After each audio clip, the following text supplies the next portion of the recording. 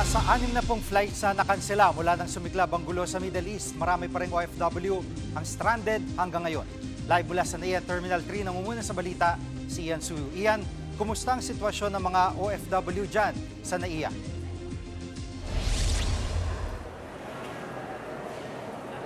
Jiggy, kumpara nga kahapon, mas kakaunti na yung mga OFW na mga kapatid natin na nakatambay dito sa lounge ng NAIA Terminal 3 dito yan sa Pasay City. Kumpara yan, no? Sa kahapon, pati nung isang araw kung saan medyo marami yung mga tao dyan. Ano? Ayon nga sa kanila, mas pinili na raw nung ibang mga na-stranded na maghanap ng pansamantala muna nilang matutuluyan ng mga hotel at yung iba naman, tinanggap na yung alok ng DMW pati na rin ng OWA na temporary stay o accommodation habang hinihintay yung rebooking ng kani-kanilang mga biyahe. Pinili rin ng iba nating mga kapatid na stranded na wag munang umuwi sa kanilang mga probinsya hanggat hindi pa raw nasisiguro kung meron na ba talagang final date yung kanilang mga rebook na flights. Ang ilan nga sa mga nakausap natin, desmayado pa rin daw dahil hindi nila alam kung gaano katagal yung kailangan nilang hintayin bago sila tuluyang makabiyahe. Narito yung kanilang mga naging pahayag kanina.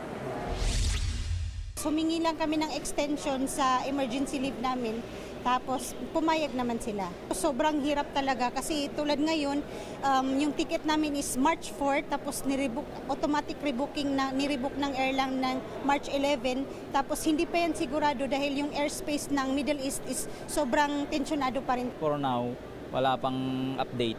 Malalaman parang namin sa mga agent namin kung anong move ang gagawin nila. Rather than bumalik kami doon, then 2 days lang balik uli kami ng nakakapagod. At iyan, para sa araw na ito lamang, ilang flights na nakansela dahil sa kaguluhan sa Middle East?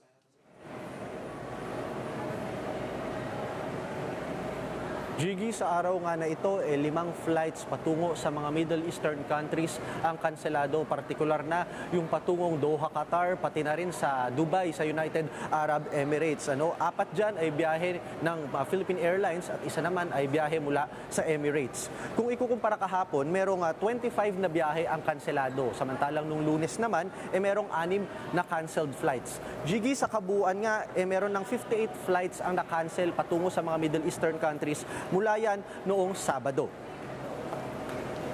At ano pang mga flights, international flights, yung naapektuhan dahil sa gera sa Middle East?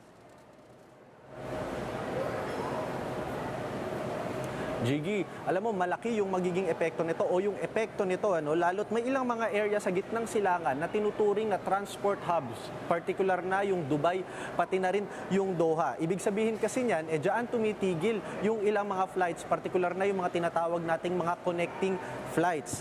Kaya yung iba naman, ang ginagawa nila, imbis na pumunta sa Dubai or dahil kanselado yung mga flights nila na dadaan sa Dubai, naghahanap na lamang sila ng alternative na areas na may temporary stoppage doon sa alternative hubs kagaya na lamang ng Singapore, ng China, pati na rin ng US. O di kaya yung iba napipilitan na bumili ng mas mahal na one-way ticket.